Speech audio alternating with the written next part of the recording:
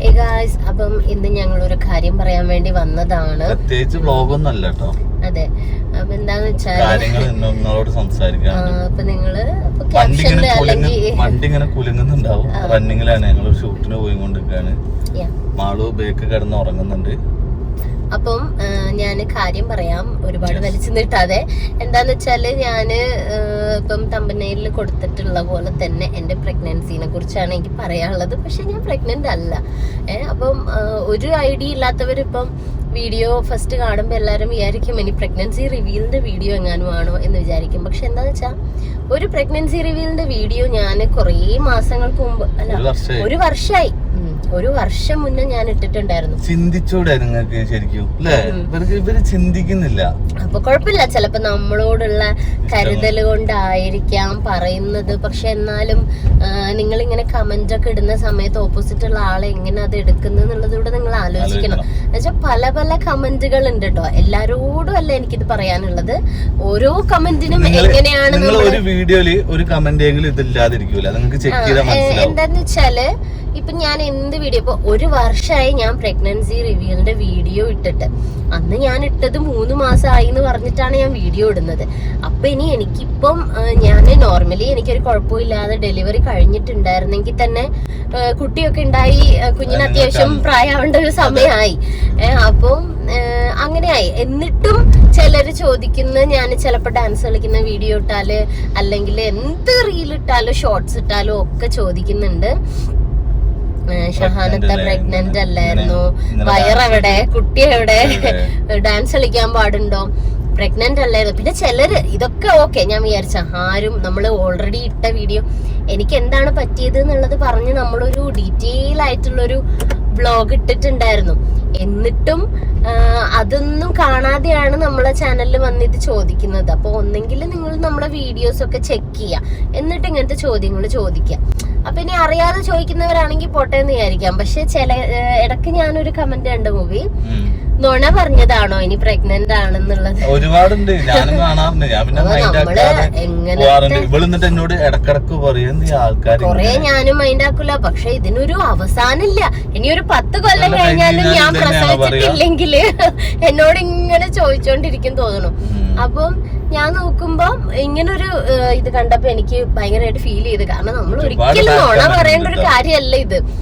കാരണം എന്താ പറയാ, നുണ പറയാന്നൊക്കെ പറഞ്ഞാൽ നമ്മൾ പ്രഗ്നന്റ് ആണെന്നൊക്കെ എന്തിനാ നുണ പറയുന്നത്? നമ്മള് കടന്നു വന്നിട്ടുള്ള ആ ഒരു അവസ്ഥ എന്ന് പറഞ്ഞാല് നിങ്ങൾക്ക് അത് കാണുമ്പോ മനസ്സിലാവും. നമ്മളെ വീഡിയോസ് കാണുന്നതില് ഇഷ്ടം പോലെ ആൾക്കാർ അത് കണ്ട് നമ്മളെ സമാധാനിപ്പിച്ചൊക്കെ കഴിഞ്ഞ് നമ്മള് ബാക്ക് ടു നോർമൽ ആയി ഇങ്ങനെ വന്ന് പഴയ രീതിയിൽ വീഡിയോസ് ഒക്കെ ഇട്ട് അങ്ങനെ തുടങ്ങുമ്പോഴാണ് പിന്നെയും ഇത് തന്നെ ചോദിക്കുന്നത്. എനിക്ക് ഭയങ്കര ഇപ്പം ഓക്കെയാണ്. പക്ഷെ ഇത് ഫസ്റ്റ് ചോദിക്കുന്ന സമയത്ത് എനിക്ക് ഭയങ്കര ബുദ്ധിമുട്ടായിരുന്നു. അത് നിങ്ങൾക്ക് മനസ്സിലാവുമെന്ന് എനിക്ക് അറിയില്ല. ഇനിയിപ്പം ഇത് കാണുമ്പോ ഈ ചോദ്യം ചോദിച്ചവർക്കൊക്കെ എന്താ നടന്നതെന്ന് അറിയില്ല തോന്നുന്നു. അപ്പൊ ഞാൻ 3 മാസം കഴിഞ്ഞിട്ടാണ് ഇത് റിവീൽ ചെയ്തിട്ട് വീഡിയോ ഇടുന്നത്. അത് കഴിഞ്ഞു 1 മാസം കൂടെ കഴിഞ്ഞപ്പോ, അതായത് 4 മാസം കഴിഞ്ഞപ്പോഴേക്കും ഇത് അബോർഷൻ ആയി പോയിട്ടുണ്ടായിരുന്നു. അപ്പൊ അതിന്റെ ഡീറ്റെയിൽ ആയിട്ടുള്ള വീഡിയോ നമ്മുടെ ചാനലിൽ ഇപ്പോഴും ഉണ്ട്. അപ്പം എനിക്ക് തോന്നുന്നു നമ്മളെ ചാനലിൽ ഒരുപാട് പേര് കണ്ട വീഡിയോ അതാണ്. എന്നിട്ടും ഇനിയും ആൾക്കാർ ഇത് ചോദിക്കുമ്പോ അത് അറിയാത്ത ഒരുപാട് പേര് ഇപ്പോഴും നമ്മളെ വീഡിയോസ് കാണുന്നുണ്ട് തോന്നുന്നു.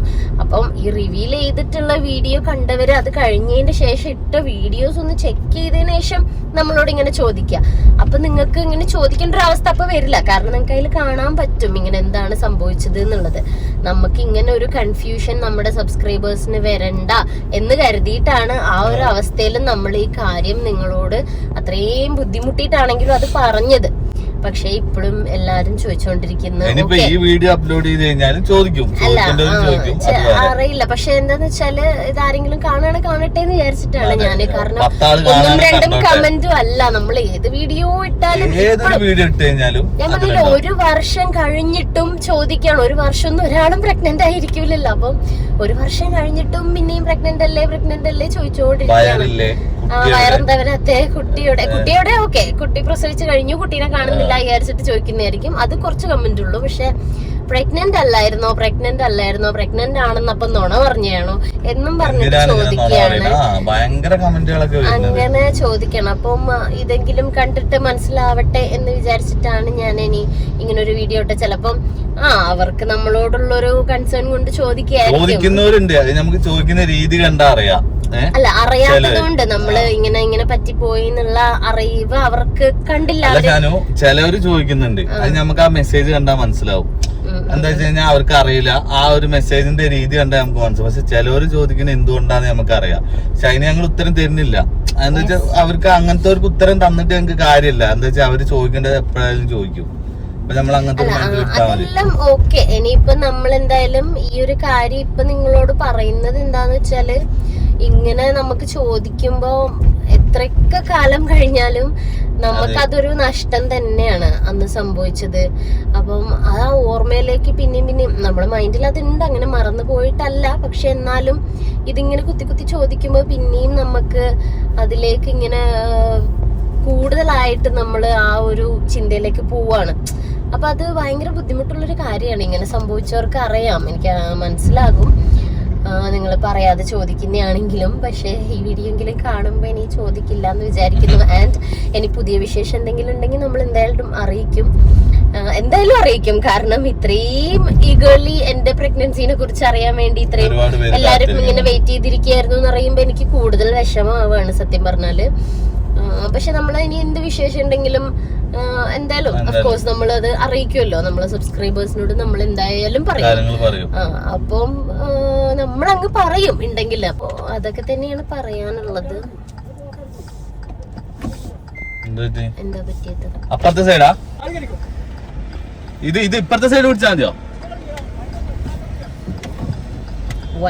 ഞങ്ങൾ ഒരു എന്താണ് ഞങ്ങളൊരു ഷൂട്ടിന് പോവാണ്. അപ്പൊ അതിന്റെ വീഡിയോ ഒക്കെ ഞാൻ വേറെ ഇടും, നിങ്ങൾക്ക് കാണാം. ഓൾറെഡി ഇട്ടിട്ടുണ്ടാകും. ഇത് ഞാൻ പെട്ടെന്ന് ഇടാം. ഇത് ഇപ്പൊ തന്നെ ഇട്ടാലോ എന്ന് ആലോചിക്കാം. അപ്പൊ അതിന്റെ വീഡിയോ ഞാൻ ഇടും, നിങ്ങക്ക് കാണാം. ഇപ്പൊ ഷൂട്ടിന് പോകുന്നുള്ളൂ. പിന്നെ ഫുൾ വീഡിയോ ഒക്കെ എടുത്തിട്ട് ഞാൻ ഇടാം. അപ്പോ പിന്നെ എന്താ പറയാനുള്ളത്? അതൊക്കെ തന്നെ പറയാനുള്ളൂ. ഞങ്ങളിപ്പോ ടോളിലെത്തിയതാണ് ഗായ്സ്. അപ്പൊ ഇവിടെ നിർത്തിയതാണ്. ഇനിയെങ്കിലും ഇത് കാണുന്നവര് ദയവ് ചെയ്തിട്ട് അങ്ങനത്തെ മെസ്സേജുകളൊന്നും അയക്കാതിരിക്കുക. നമുക്കങ്ങനെ ദേഷ്യമൊന്നും ഇല്ല കേട്ടോ. ചിലരോടുണ്ട് പറയാലോ, അതുണ്ട്. ചില കമന്റ് കാണുമ്പോ എനിക്ക് നല്ല ദേഷ്യമുണ്ട്. പറയണേനെന്താ നീ എന്താണ് ഇതിന്റെ ഇടയിൽ അത് പറയുന്നത്? അപ്പൊ അത്രയൊക്കെ തന്നെ ഉള്ളു ഗൈസ്. ഫുൾ ഇരുട്ടായി തോന്നുന്നു. നമ്മള് കാണുന്നുണ്ടോ അറിയില്ല. ഞാൻ ബാക്ക് ക്യാമറയിലാണ് വീഡിയോ എടുക്കുന്നത്.